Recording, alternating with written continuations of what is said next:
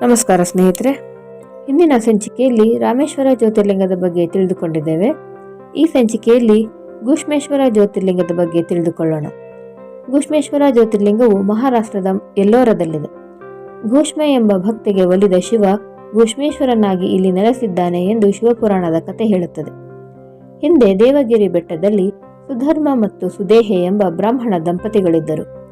ಸುದೇಹೆಯು ಶಿವಧರ್ಮಾಸಕ್ತಳಾಗಿದ್ದು ಹಲವು ವ್ರತ ನಿಯಮಗಳನ್ನು ಆಚರಿಸುತ್ತಿದ್ದಳು. ಆದರೂ ಈ ದಂಪತಿಗಳಿಗೆ ಸಂತಾನವಿರಲಿಲ್ಲ. ಆದುದರಿಂದ ಸುದೇಹೆಯು ತನ್ನ ತಂಗಿಯಾದ ಘೂಷ್ಮೆಯನ್ನು ವಿವಾಹವಾಗಲು ಪತಿಯನ್ನು ಒತ್ತಾಯಿಸಿದಳು. ಪತ್ನಿಯ ಆಗ್ರಹದಂತೆ ಅವನು ಘೂಷ್ಮೆಯನ್ನು ವರಿಸಿದನು. ಸುದೇಹೆಯು ತನ್ನ ತಂಗಿಯನ್ನು ಪ್ರೀತಿಯಿಂದ ನೋಡಿಕೊಳ್ಳುತ್ತಿದ್ದಳು. ಘೂಷ್ಮೆಯು ತನ್ನ ಅಕ್ಕನ ಅಪ್ಪಣೆಯನ್ನು ಪಡೆದು ಪ್ರತಿದಿನವೂ ಪಾರ್ಥಿವ ಲಿಂಗವನ್ನು ಮಾಡಿ ಪೂಜೆ ಮಾಡಿ ಅವುಗಳನ್ನು ಸಮೀಪದಲ್ಲಿದ್ದ ಕೆರೆಯಲ್ಲಿ ಬಿಡುತ್ತಿದ್ದಳು.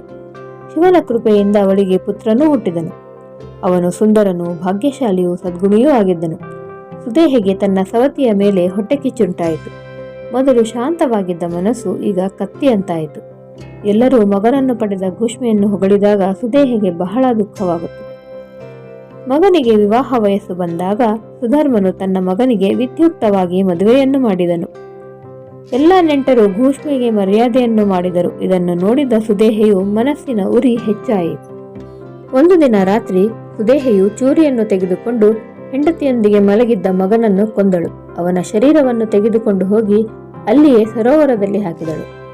ಮರುದಿನ ಪ್ರಾತಃ ಕಾಲದಲ್ಲಿ ಘೂಷ್ಮೆಗೆ ತನ್ನ ಮಗನ ಸಾವಿನ ಸುದ್ದಿ ತಿಳಿಯಿತು. ಆದರೂ ಆಕೆ ಪ್ರತಿದಿನವೂ ತಾನು ಮಾಡುತ್ತಿದ್ದಂತೆ ಆ ದಿನವೂ ಪಾರ್ಥಿವ ಲಿಂಗವನ್ನು ಪೂಜೆ ಮಾಡಿ ಪಾರ್ಥಿವ ಲಿಂಗವನ್ನು ತೆಗೆದುಕೊಂಡು ಹಿಂದಿನಂತೆ ಸರೋವರದ ದಡಕ್ಕೆ ಹೋದಳು.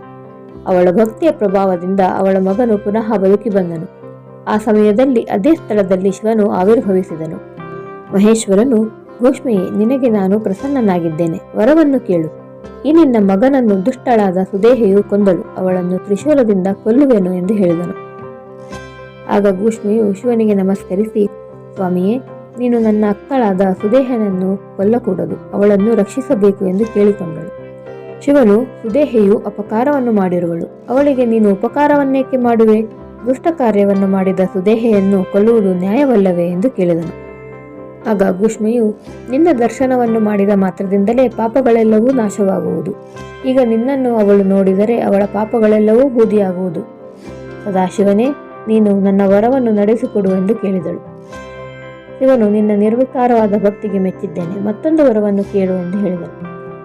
ಆಗ ಘೂಷ್ಮೆಯು, ಮಹೇಶ್ವರನೇ, ನೀನು ವರವನ್ನು ಕೊಡುವುದಾದರೆ ಲೋಕವನ್ನು ಕಾಪಾಡಲು ಈ ಪ್ರದೇಶದಲ್ಲಿ ನೀನು ಸದಾ ನೆಲೆಸಿರು ಎಂದು ಕೇಳಿಕೊಂಡಳು. ಶಿವನು ಪ್ರಸನ್ನನಾಗಿ, ನಿನ್ನ ಹೆಸರಿನಿಂದ ನಾನು ಇಲ್ಲಿ ನೆಲೆಸಿ ಭಕ್ತರಿಗೆ ಸುಖವನ್ನುಂಟು ಮಾಡುವೆನು. ಇಲ್ಲಿ ಘೂಷ್ಮೇಶ್ವರೆಂಬ ಹೆಸರಿನ ಮಂಗಳಕರವಾದ ಪ್ರಸಿದ್ಧ ಲಿಂಗವಿರಲಿ. ಈ ಸರೋವರವು ಲಿಂಗಗಳಿಗೆ ನೆಲೆಯಾಗಲಿ. ಆ ಕಾರಣದಿಂದ ಈ ಸರೋವರವು ಶಿವಾಲಯ ಎಂದೇ ಹೆಸರಾಗಲಿ ಎಂದು ಹೇಳಿ ಅಲ್ಲಿ ಲಿಂಗರೂಪದಲ್ಲಿ ಸ್ಥಿರನಾದನು. ಸರೋವರವು ಶಿವಾಲಯ ಎಂದು ಹೆಸರು ಹೊಂದಿತು. ಸುದೇಹೆಯು ಕ್ಷಮಾಪಣೆ ಕೇಳಿಕೊಂಡು ತನ್ನ ಪಾಪ ಪರಿಹಾರಕ್ಕಾಗಿ ವ್ರತವನ್ನು ಮಾಡಿದಳು. ಘೂಷ್ಮೇಶ್ವರ ಲಿಂಗವನ್ನು ದರ್ಶನ ಮಾಡಿ ಪೂಜಿಸಿದವರಿಗೆ ಯಾವಾಗಲೂ ಸುಖ ವೃದ್ಧಿಸುವುದು. ಸರೋವರದ ದರ್ಶನದಿಂದ ಸಮಸ್ತ ಇಷ್ಟಾರ್ಥಗಳೂ ನೆರವೇರುತ್ತವೆ. ಸ್ನೇಹಿತರೆ, ಎಲ್ಲ 12 ಜ್ಯೋತಿರ್ಲಿಂಗಗಳ ಕಥೆಯನ್ನು ತಿಳಿದುಕೊಂಡಿದ್ದೇವೆ. ನಿಮಗೆ ಈ ಮಾಹಿತಿ ಇಷ್ಟವಾಗಿದ್ದಲ್ಲಿ ವಿಡಿಯೋವನ್ನು ಲೈಕ್ ಮಾಡಿ, ಶೇರ್ ಮಾಡಿ, ಕಮೆಂಟ್ ಮಾಡಿ. ಧನ್ಯವಾದಗಳು.